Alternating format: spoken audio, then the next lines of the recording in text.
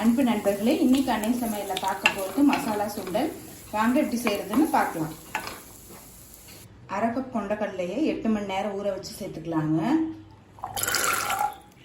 தேவையான அளவு தண்ணி,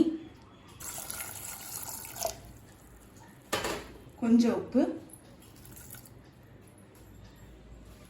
இப்போ மூடி போட்டு 7 விசில் வந்தோன்னு இறக்கி வச்சிடலாங்க.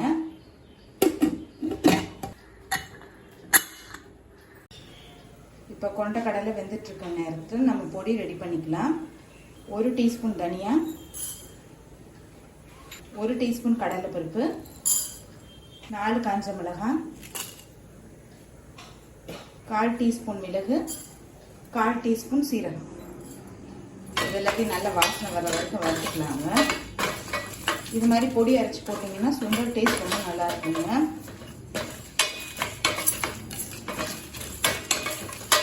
அரைச்சிட்டு ஏர்டைட் கண்டெய்னரில் போட்டு வச்சுக்கிட்டிங்கன்னா போதுங்க. தேவைப்படும் போது நம்ம யூஸ் பண்ணிக்கலாம். இது எல்லாத்தையும் நல்ல வாசனை வர வரைக்கும் வறுத்தாச்சுங்க. இப்போ இதை மிக்சியில் நைஸாக அரைச்சிக்கலாம். இப்போ குக்கர்லேருந்து 7 விசில் வந்துருச்சுங்க. கொண்டக்கடலை பாருங்க நல்லா வெந்துருச்சு, நல்லா சாஃப்டாகவும் ஆயிடுச்சு. கடாயில் தேவையான அளவு எண்ணெய், 1 டீஸ்பூன் கடுகு,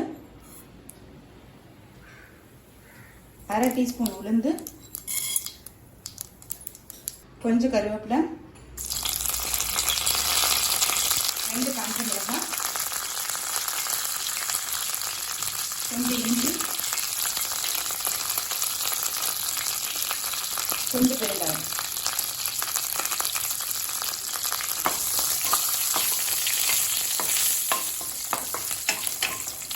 அடுத்தது வேக வச்ச கொண்டக்கடலை இதில் சேர்த்துக்கலாங்க.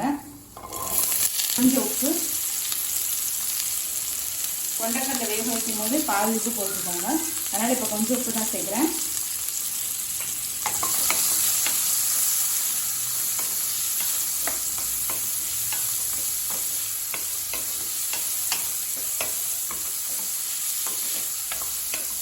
நம்ம அரைச்சி வச்சுருக்க பொடியிலேருந்து 1/2 டீஸ்பூன் சேர்த்துக்கலாங்க.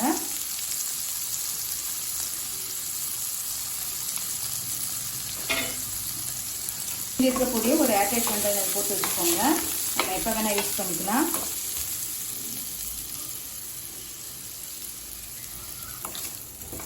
பொடியை ஏற்கனவே வறுத்துட்டதுனால நம்ம லேசாக கலர்னா போடுங்க. அடுத்தது இது கூடவே 1 டேபிள் ஸ்பூன் தேங்காய் தூள் சேர்த்துக்கலாம்.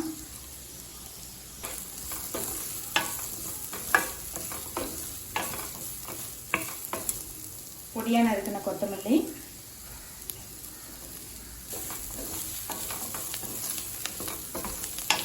தேங்காய் சேர்த்துட்டு ரொம்ப நேரம் வதக்க வேணாங்க, லேசாக வதக்கினா போதும். இப்போ மசாலா சுண்டல் ரெடி ஆகிடுச்சுங்க. சர்வ் பண்ணிடலாம்.